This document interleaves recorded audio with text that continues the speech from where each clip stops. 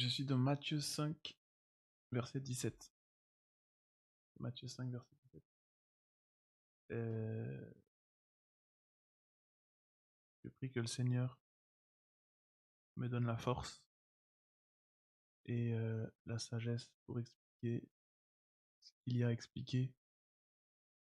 Ce qu'on va voir ce soir, c'est terrible. C'est un gros sujet. Je sais pas si on arrivera à voir tout ce que j'ai envie de montrer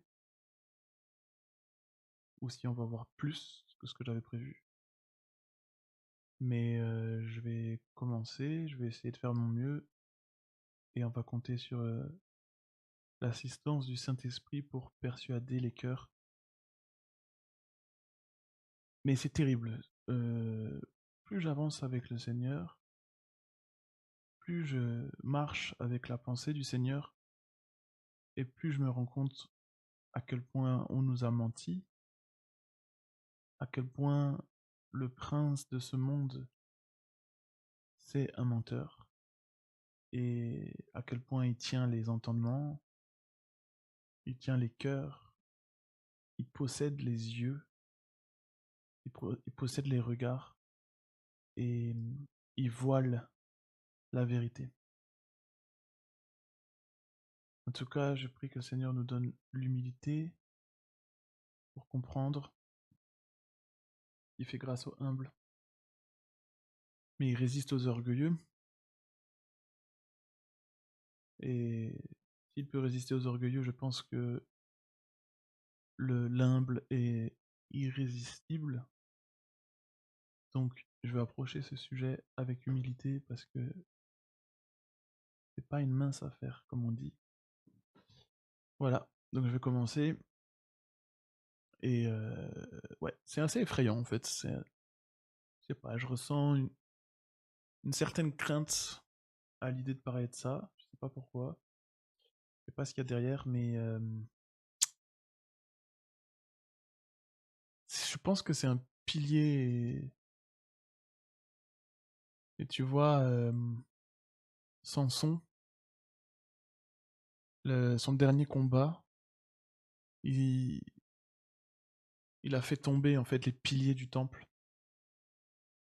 Il a attaqué des fondations et ça a fait tout tomber en même temps. Et il était aveugle à ce moment-là. Ses yeux étaient crevés. On avait crevé ses yeux. Je sais pas si il faut devenir fou pour s'attaquer aux piliers. S'il y a un certain aveuglement sur les choses de ce monde, s'il faut être aveuglé sur ce que considère le commun des mortels pour s'attaquer aux piliers. Mais effectivement, comme Dieu a dit à Moïse, l'homme ne peut pas voir ma face et vivre.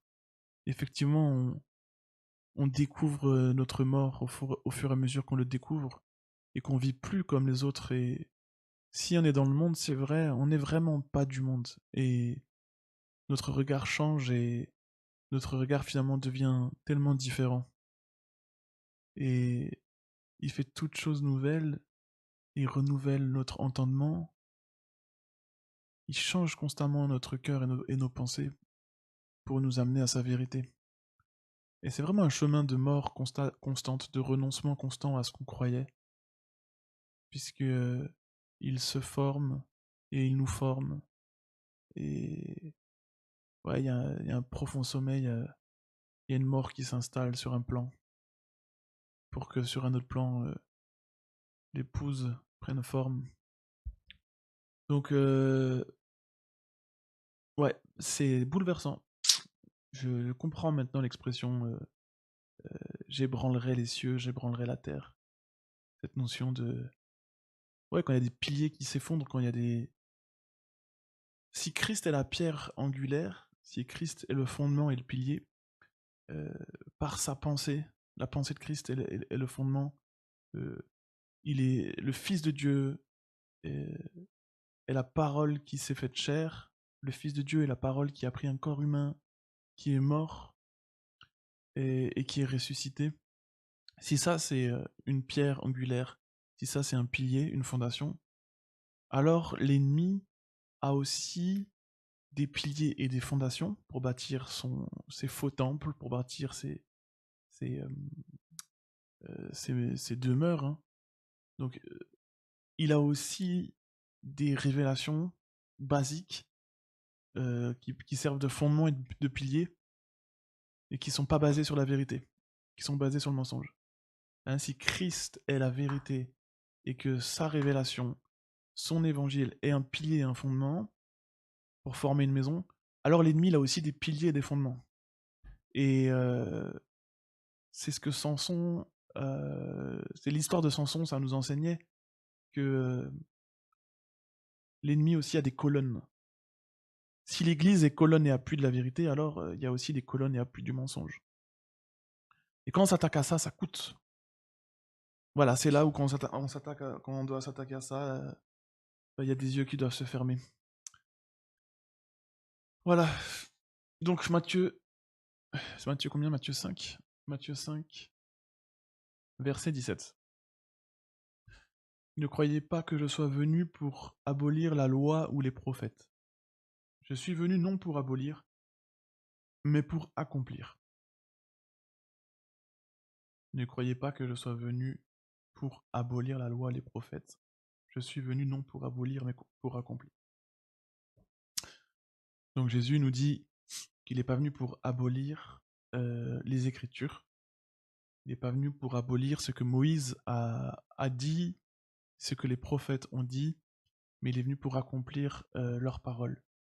Quand on prend la loi ou les prophètes, on appelle ça aussi l'Ancien Testament, avec le Pentateuque, donc Genèse, Exode, Lévitique, Nombre, Deutéronome, les livres historiques, Josué, Juge, Ruth, etc., etc., les livres poétiques, Job, Psaumes, Proverbes, etc., et les prophètes, Ésaïe, Jérémie, etc., etc. Tous ces bouquins-là, dans l'Ancien Testament, c'est ce que Jésus appelle la loi ou les prophètes, c'est ce qu'il appelle les Écritures. Parfois c'est appelé aussi Moïse, ou l'Ancien Testament, ou l'Ancienne Alliance.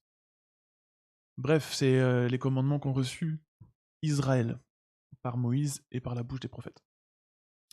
Donc Jésus il dit qu'il n'est pas venu pour annuler ça, il n'est pas venu pour l'abolir, il est venu pour l'accomplir. Alors on va prendre quelques exemples de ces livres-là, de la loi ou des prophètes, et on va voir comment Jésus, quand il est venu dans le monde, il réagissait par rapport à cela, et un peu les contrastes, parce qu'il dit qu'il est venu accomplir, mais quand on regarde un peu sa vie, et on regarde un peu sa façon de parler, on a l'impression que il veut toujours abolir, annuler ou contredire ce qu'a dit Moïse. Mais en réalité, non, il est vraiment venu pour accomplir. Donc je vais dans Deutéronome 19 au verset 16. Deutéronome 19 au verset 16. Ce soir, on va faire du juridique, on va voir des textes de loi. Lorsqu'un faux témoin s'élèvera contre quelqu'un pour l'accuser d'un crime, les deux hommes en contestation comparaîtront devant l'Éternel, devant les sacrificateurs et les juges alors en fonction. Les juges feront avec soin des recherches. Le témoin est-il un faux témoin? A-t-il fait contre son frère une fausse déposition? Alors vous le traiterez comme il avait dessein de traiter son frère. Tu ôteras ainsi le mal du milieu de toi. Les autres entendront et craindront, et l'on ne commettra plus un acte aussi criminel au milieu de toi. Verset 21. Tu ne jetteras aucun regard de pitié, œil pour œil, dent pour dent, main pour main, pied pour pied. Donc, la loi dit œil pour œil, dent pour dent. Je vais faire 2 colonnes. La loi d'un côté, mettre la loi ici, et je vais mettre ici Jésus. J'aurais pu mettre la foi, mais Jésus. Sachant que Jésus est dit qu'il est venu pour accomplir. On va écrire en petit, comme ça il y a assez de place. La loi d'un côté, et Jésus de l'autre. Voilà, je vais tirer un trait entre les deux. Hop, un tableau. Voilà, la loi, Jésus. Donc on nous dit, la loi dit œil pour œil, dent pour dent.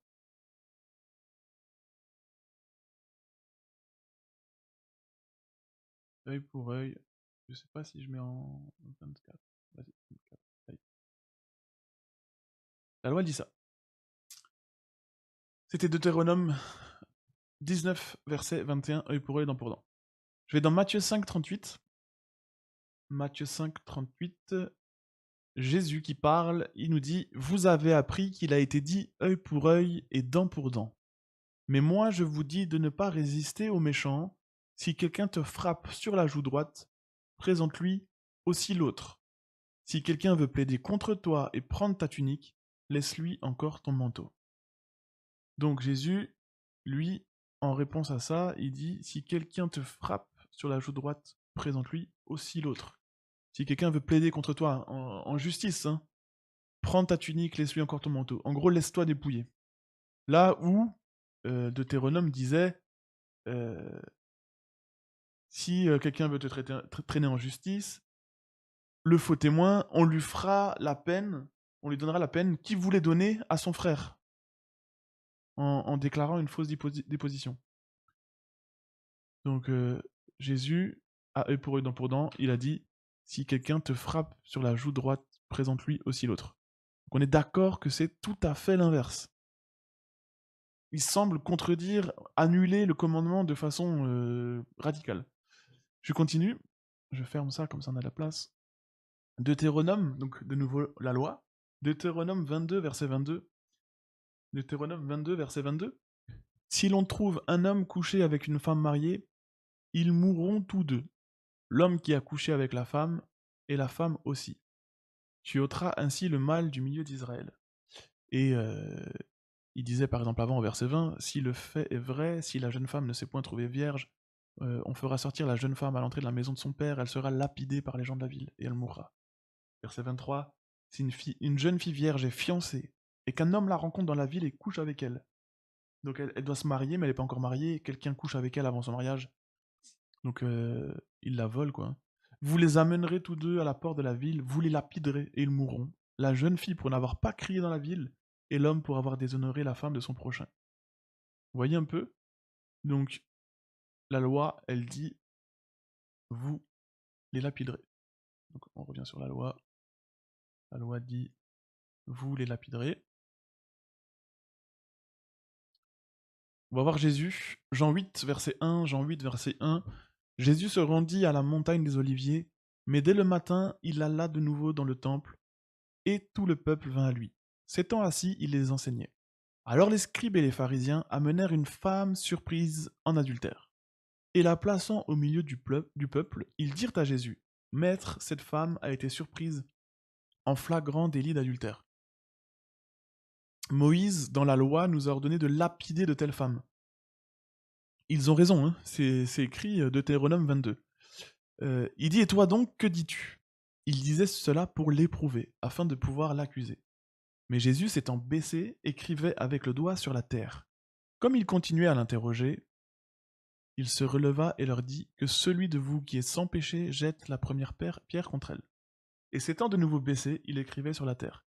Quand ils entendirent cela, accusés par leur conscience, ils se retirèrent un à un, depuis les plus âgés jusqu'au dernier. Et Jésus resta seul avec la femme qui était là au milieu. Et s'étant relevé et ne voyant plus que la femme, Jésus lui dit: Femme, où sont ceux qui t'accusaient? Personne ne t'a-t-il condamné? Elle répondit: Non, Seigneur. Et Jésus lui dit: Je ne te condamne pas non plus, va et ne pêche plus. Jésus dit: Je ne te condamne pas non plus, va et ne pêche plus.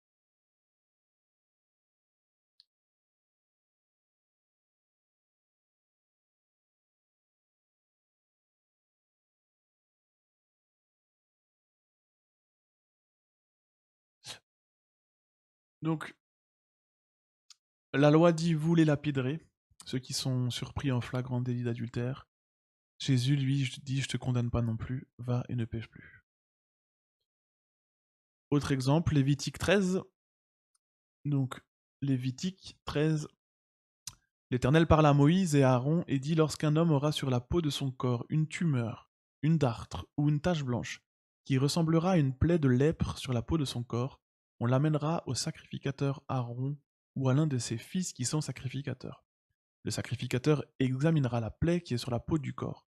Si le poil de la plaie est devenu blanc et que la plaie paraisse plus profonde que la peau du corps, c'est une plaie de lèpre.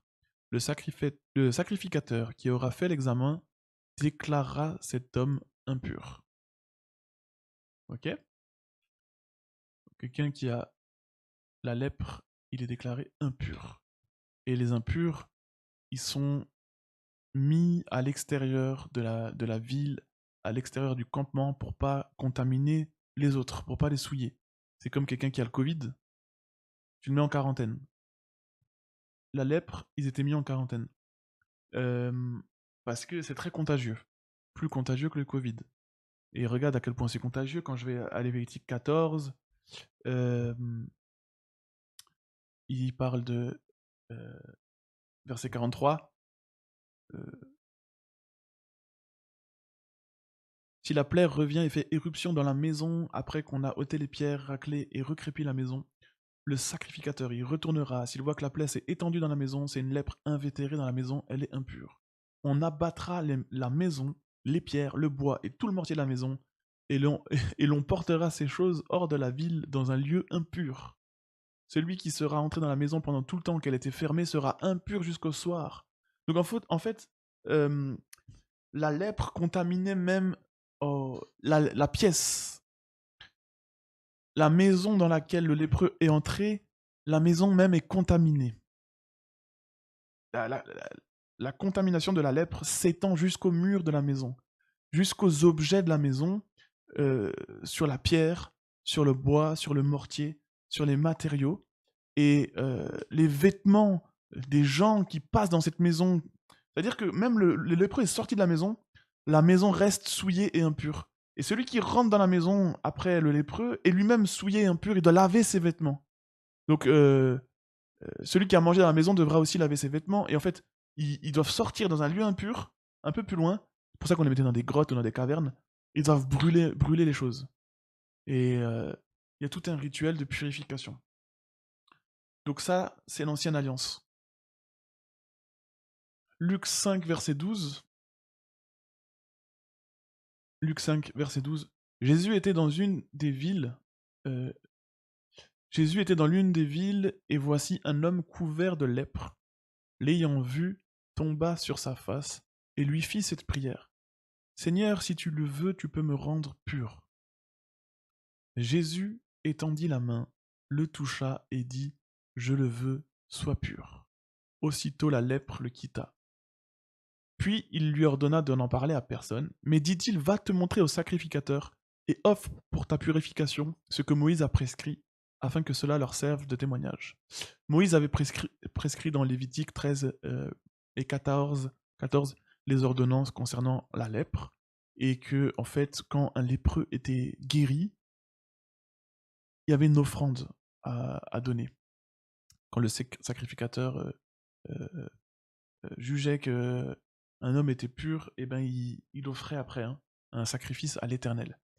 Et ici Jésus, il guérit le lépreux, il le rend pur et il dit à l'homme, va offrir selon Lévitique l'offrande pour leur servir de témoignage, pour que les gens en fait ils se rendent compte ici, il y a il y a plus que Moïse. Ici, il y a plus que le prêtre. Ici, il y a plus qu'un grand prêtre. Tu vois un peu la mentalité. Donc Jésus lui dit quoi? Il dit, je le veux, sois pur. Je le veux, sois pur. Donc, je vous rappelle ce qu'il a dit. Ne croyez pas que je sois venu pour abolir la loi ou les prophètes, je suis venu non pour abolir, mais pour accomplir. Ça, c'est accomplir la loi ici. Ça, c'est accomplir la loi. Pourtant, quand on regarde l'écriture, œil pour œil, dent pour dent, Jésus il dit si quelqu'un te frappe, tends l'autre joue. C'est totalement l'inverse. Lapider les adultères, Jésus il dit je te condamne pas, tes péchés sont pardonnés, va et ne pêche plus. Déclarer cet homme impur concernant la lèpre, Jésus voit un lépreux, il touche le lépreux, alors que c'était l'inverse. Normalement, si un lépreux te touchait, tu étais souillé. Jésus, lui, il touche le lépreux, c'est le lépreux qui est purifié. À croire que le pur est plus contagieux que l'impur. À croire que le saint est plus contagieux que le pécheur. À croire que l'obéissance de Christ est plus contagieuse que la désobéissance d'Adam. Alors, vous voyez un peu, c'est des exemples, mais il y en a tout plein comme ça dans les évangiles où tu te rends compte que si Jésus a accompli la loi, ceux qui pensaient accomplir la loi par leur propre justice, voyant Jésus, doivent être totalement troublés et confus. Parce que c'est bouleversant de se dire cet homme-là, il respecte la loi de Moïse, alors que sur les faits, dans la pratique, il a l'air de contredire totalement et de faire tout l'inverse. Et il y a encore plein d'autres exemples, on a un peu de temps, je vais le prendre. Lévitique 17, 11.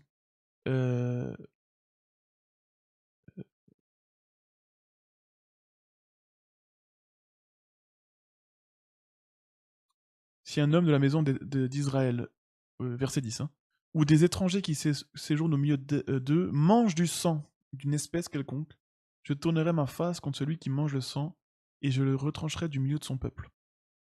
Donc, je tourne ma face contre celui qui mange le sang. Voilà ce que dit la loi, donc Lévitique. Hein. Voilà, Lévitique. Donc là, c'était Deutéronome, là c'était Lévitique. Jésus, Jean 6.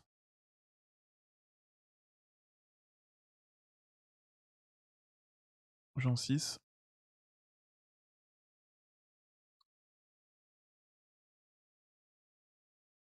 Euh, 53. En vérité, je vous le dis, si vous ne mangez la chair du Fils de l'homme, et si vous ne buvez son sang, vous n'avez point la vie en vous-même. Celui qui mange ma chair et qui boit mon sang a la vie éternelle.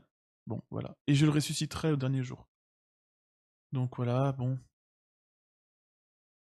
Donc vous voyez les personnes qui prennent les versets de l'Ancien Testament et qui n'ont pas la mise à jour de Christ, qui n'ont pas l'entendement, le dévoilement de Jésus-Christ, et qui veulent vous faire appliquer des versets de l'Ancien Testament mélangés à la sagesse humaine et à une compréhension vite fait spirituelle, vite fait humaine. Vous voyez qu'on ne peut pas raisonner comme ça. Quand on parle de dîmes, quand on parle de sabbat, quand on parle des fêtes, quand on parle de jours à respecter, de généalogie, vous voyez que ça n'a aucun sens si on prend au pied de la lettre. Parce que accomplir la loi, c'est pas prendre un verset et essayer de le pratiquer. Quand Jésus parle d'accomplir la loi, il parle de l'accomplir dans son sens spirituel. Parce que l'apôtre Paul nous dit que la loi est spirituelle. D'accord? La loi est esprit. Donc les paroles de Jésus sont esprit et vie. Et les paroles qui sont données là, sont spirituelles. Et l'homme charnel ne comprend pas ce langage. Quand il dit tu ne mangeras pas de sang, et Jésus il dit buvez mon sang, quand il parle du lépreux, et Jésus il touche le lépreux, alors que la loi elle disait qu'il faut éloigner le lépreux, on n'a pas la même définition de ce qu'est la lèpre. On n'a pas la même définition de ce qu'est le sang, on n'a pas la même définition de ce qu'est une femme adultère, de ce qu'est un œil, de ce qu'est une dent. Vous voyez, en fait, Lucifer a détourné la connaissance, il a détourné la lumière, et il nous a donné des définitions qui ne sont pas les définitions de Dieu. Quand Jésus dit « laissez les morts enterrer leurs morts », on n'a pas la même définition de ce qu'est un mort. Quand Jésus dit « je suis la vie, je suis la vérité », on n'a pas la même définition de ce qu'est la vérité, de ce qu'est la vie. Moi, je pensais que la vie, c'était quelque chose. Je pensais que la vérité, c'était quelque chose qu'on peut prouver, qu'on peut montrer, qu'on peut démontrer. Mais en fait, la vérité, c'est quelqu'un. La vie, c'est quelqu'un. Donc, on n'est pas du tout dans la même réalité. Et c'est pour ça qu'on nous dit que ce qui est écrit dans la loi, c'était des ombres et images des choses à venir. Ça, c'est ombre et image. Et vouloir prendre l'ombre pour l'original, ils ont tellement connu l'ombre que quand l'original est venu, ils n'ont pas reconnu. Jésus-Christ a dit « Vous sondez les Écritures, donc vous sondez la loi, pensant trouver en elle la vie éternelle. Mais elle parle de moi. » Donc la loi, c'est l'ombre de Christ. Toutes ces ordonnances qui sont données dans la loi concerne Christ. On nous dit dans Colossiens 2,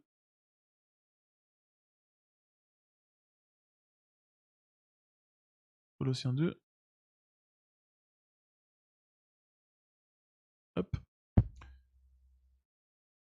Colossiens 2,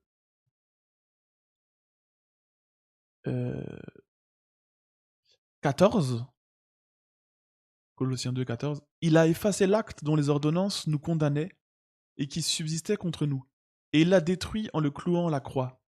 Il a dépouillé les dominations et les autorités, et les a livrées publiquement en spectacle, en triomphant d'elles par la croix. Que personne donc ne vous juge au sujet du manger ou du boire, ou au sujet d'une fête, d'une nouvelle lune ou des sabbats. C'était l'ombre des choses à venir. Vous voyez?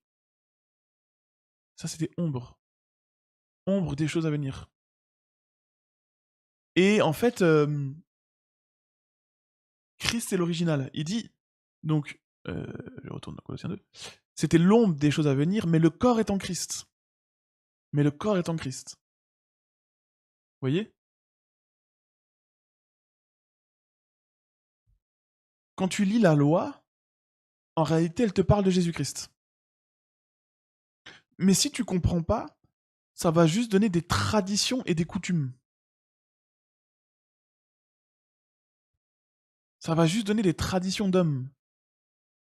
Et on va appliquer des règles et des décrets par crainte, par peur, sans savoir pourquoi et sans en comprendre le sens.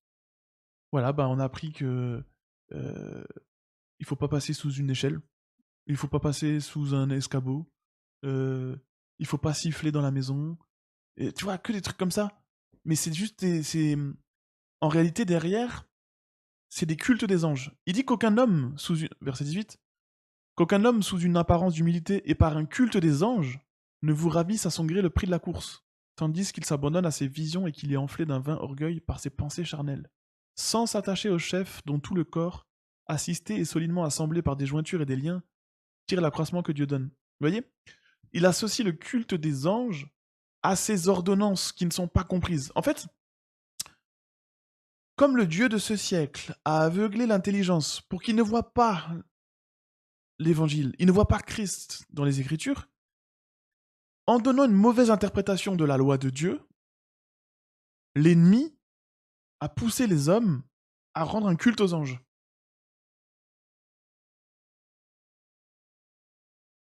La forme que ça a pris, la forme que les religions ont pris, c'est des cultes aux anges.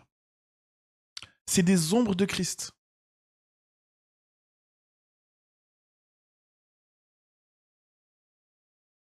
C'est ce qu'on appelle les ténèbres. Si ta lumière devient ténèbres. Matthieu 22, verset 23. Matthieu 22, 23. Le même jour, les Sadducéens, qui disent qu'il n'y a point de résurrection, vinrent auprès de Jésus et lui firent cette question. Maître, Moïse a dit, si quelqu'un meurt sans enfant, son frère épousera sa veuve et suscitera une postérité à son frère. Or, il y avait parmi nous 7 frères. Le premier se maria et mourut. Et comme il n'avait pas d'enfant, il laissa sa femme à son frère. Et il en fut de même du second, puis du troisième, jusqu'au 7e. Après eux tous, la femme mourut aussi.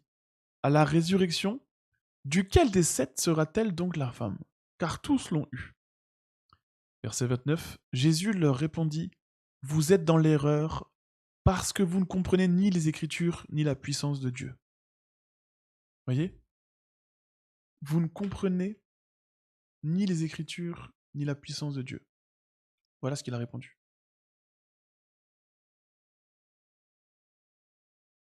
Et c'est ça en fait le souci. C'est que... Ouais, okay. Bien qu'ils étaient intelligents, ils ne comprenaient pas. Leur intelligence humaine leur a voilé la vérité de Christ.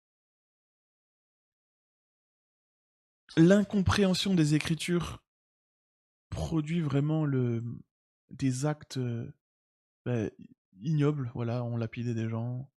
En fait, Jésus est dû nous libérer de ce mensonge. C'est pour ça que dans 2 Corinthiens 3,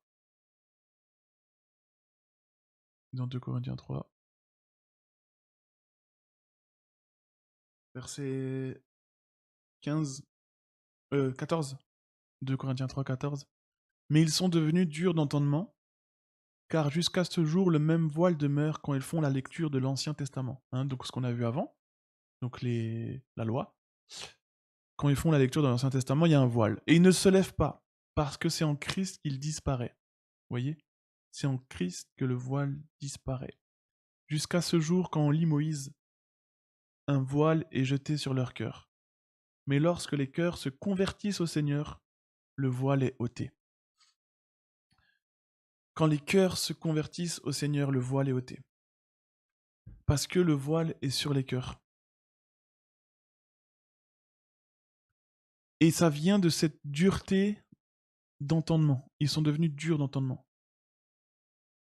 Vous résistez toujours au Saint-Esprit. Incirconcis de cœur et d'oreille. Luc 17, verset 22.